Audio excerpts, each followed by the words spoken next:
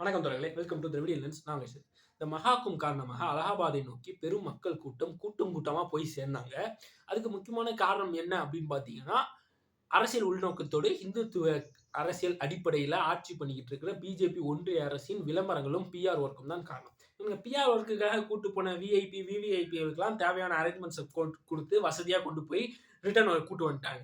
ஆனா பொதுமக்களுக்கு தேவையான எந்த வசதிகளையும் பண்ணல. இவ்வளவு கூட்டத்தை அங்க கொண்டு வந்து சேர்த்துட்டு, அந்த மக்கள பல கிலோமீட்டர் நடக்க விட்டது மட்டும் இல்லாம, கூட்ட நெரிசல்ல பல உயிரிழப்புகள் ஏற்பட்டுச்சு. அது மட்டும் இல்லாம, ரயில்வே ஸ்டேஷன்ல தேவையான வசதிகள் ஏற்படுத்தப்படல. நம்பர் ஆஃப் ட்ரெயின்ஸ இன்கிரீஸ் பண்ணல.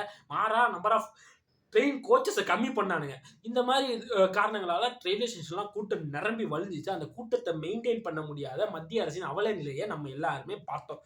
இது மட்டும் இல்லாம, அந்த பப்ளிக்கோட ரியாக்ஷன் எவ்வளவு அன்சிவிலைஸ்டா இருந்துச்சு. அரசியல் புரிதல் இல்லாம, அதுக்கு காரணம் யாருன்னு கூட தெரியாம, தன்னோட சக பயணிகள் மீது வெறுப்ப காட்டி பப்ளிக் ப்ராப்பர்ட்டீஸ டேமேஜ் பண்ணிக்கிட்டு இருந்தாங்க. அது எல்லாமே உலகம் முழுக்க சர்ப்ரைஸ் ஆச்சு. அந்த வீடியோஸ் ஃபுல்லா தமிழ்நாட்டுல, சவுத் இந்தியால வந்து அந்த மக்கள பார்த்து கிண்டல் பண்ணி, ட்ரோல் பண்ணி மீம்ஸ் போட்டுட்டு இருந்தாங்க. ஆனா அந்த மக்களோட அந்த அன்சிவிலைஸ்ட் சென்ஸ் அந்த டைம்ல எனக்கு கிண்டல் பண்ணணும்னு தோணல. அவங்க மேல எனக்கு எம்பத்தி தான் இருந்துச்சு. ஆனா இந்த அன்சிவிலைஸ்டு அண்ட் சிவிலைஸ்டுன்ற டாபிக்க பத்தி பேசியே ஆகணும் அப்படின்ற சூழல் இன்னைக்கு வந்திருக்கு.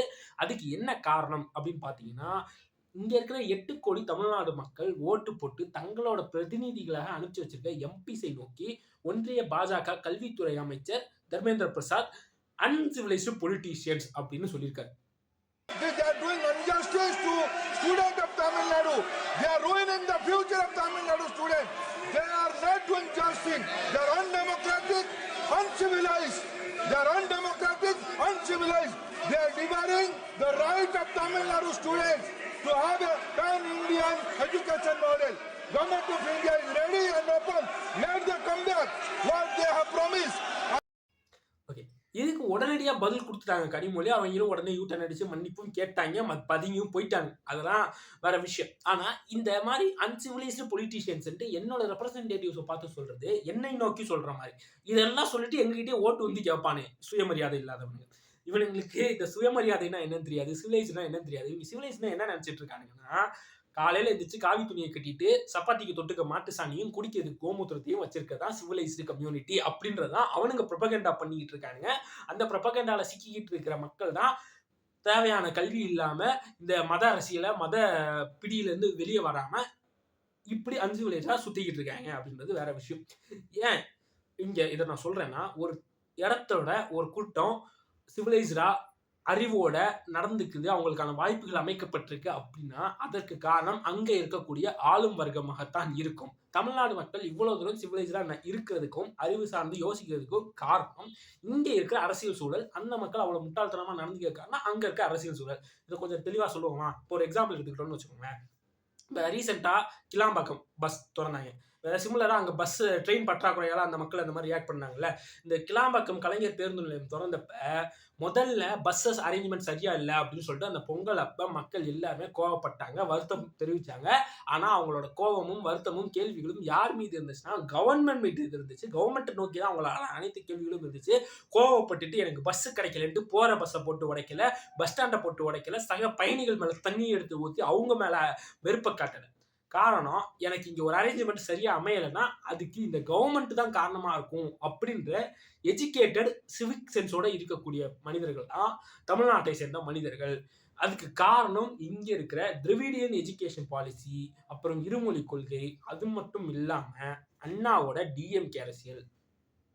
என்னடா அண்ணாவோட அரசியல் டிஎம்கேவோட அரசியல் தனியா பேசுறீங்க அப்படின்னு கேட்டீங்கன்னா, இந்த இந்தியால அனைவரும் ஆட்சி அதிகாரத்தை பிடிக்கிறதுக்காக மக்களோட பிரச்சனை இதுதான் அவனுங்களா ஒரு கோட் பண்ணிட்டு இந்த ஷார்ட் டேர்ம் சொல்யூஷன்ஸை கொடுத்துட்டு அதன் மூலமா ஆட்சி அதிகாரத்தை கைப்பற்றிட்டு இருந்தப்ப, இல்ல இது உங்க பிரச்சனை இல்ல, உங்களுக்கான பிரச்சனை என்ன, மக்கள் எதனால இந்த மாதிரி பாதிக்கப்படுறாங்க, உங்க சூழல் ஏன் இப்படி இருக்கு, நீங்க எதனால ஒதுக்கப்படுறீங்க அப்படின்ற மக்களோட பிரச்சனைய மக்களுக்கு எடுத்து சொல்லி அவங்கள அரசியல் படுத்தி அதற்கான பாலிசிஸ், தேவையான பாலிசிஸ் என்ன அப்படின்னு மக்களையே சிந்திக்க வச்சு அரசியல் படுத்தினதுதான் டிஎம்கேவோட அடிப்படை அரசியல் கொள்கை. அதன் மூலமா தான் அவங்க ஆட்சி அமைச்சாங்க.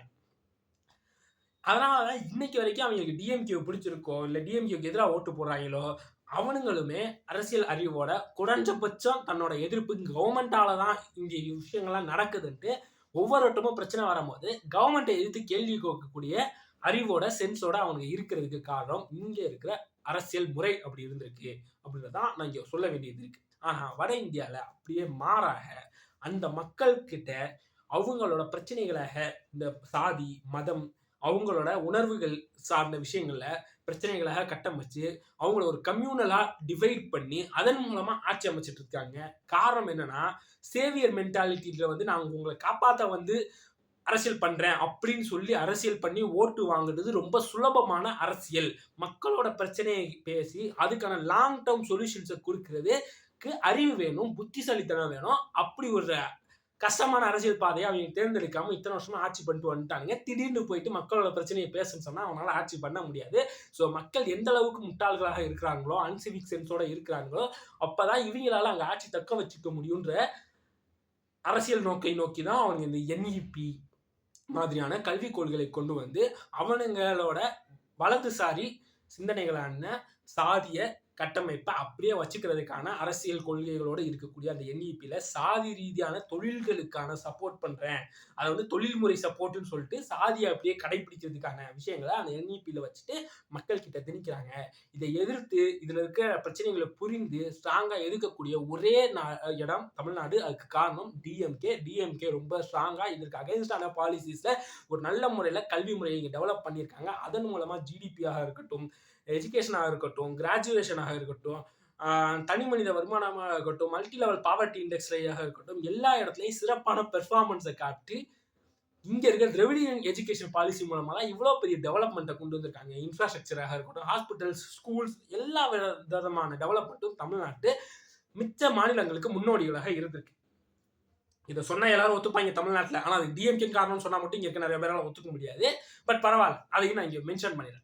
ஸோ இப்படி ஒரு சிறப்பான பாலிசி என்கிட்ட இருக்கும் பொழுது உன்னோட NEP எனக்கு தேவை இல்லை, அதே போல உன்னோட மும்மொழி கொள்கை தேவை இல்லை அப்படின்னு சொல்லும் பொழுது அதுக்கு பதில் சொல்ல வேண்டிய இடத்துல இருக்கிற ஒரு ஒன்றிய கல்வித்துறை அமைச்சர் பதில் சொல்லணும். அதை விட்டுட்டு பார்லிமெண்ட்ல இருந்துட்டு இவ்வளவு அன்பார்லிமெண்ட்ரியான வேர்ட்ஸ் பயன்படுத்தி மக்களை இழிவுபடுத்துறது ஒரு நல்ல அரசியல்வாதிக்கான ஒரு தலைவருக்கான தகுதி இல்லை. அவங்க நல்ல அரசியல்வாதிகளோ தகுதியாளர்களோ நல்ல கட்சியோ கிடையாது, அது வேற விஷயம். அதுதான் இங்க நான் எடுத்து சொல்ல வேண்டியது இருக்கு. அதே போல அந்த இடத்துல அவர் இன்னொரு விஷயம் சொல்லியிருந்தாரு, தமிழக மாணவர்களின் உரிமையை தமிழ்நாடு அரசியல்வாதிகள் தடுக்கிறாங்கன்றாங்க. இங்க என்ன உரிமை மறுக்கப்பட்டுச்சு? எனக்கு இங்க 2 லாங்குவேஜ் படிக்கணும்னா நான் 2 லாங்குவேஜ் படிக்க முடியும். 2க்கு மேல எனக்கு 3வது லாங்குவேஜ் வேணும்னா அதற்கான வாய்ப்புகளும் இருக்கு. 4 லாங்குவேஜ் வேணுமா, 5 லாங்குவேஜ் வேணுமா, 6 லாங்குவேஜ் வேணுமா, அதை நான் சாய்ஸ் எடுத்துக்கிறதுக்கான உரிமை எனக்கு இருக்கு. அதன் மூலமா நான் படிச்சுட்டு போயிடுவேன். நீ கொண்டு வந்து கட்டாயம் நீ 3 லாங்குவேஜ் தான் படிக்கணும்ன்றதுதான் என்னோட உரிமை மறுப்பு. அப்ப என் உரிமையை என்கிட்ட பறிக்கிறது நீ, அதை வந்து நான் எக்ஸ்ட்ரா உனக்கு அறிவு கொடுக்குறேன்னு சொல்லிட்டு ஏமாத்து வேலையை பார்த்துட்டு இருக்கிற.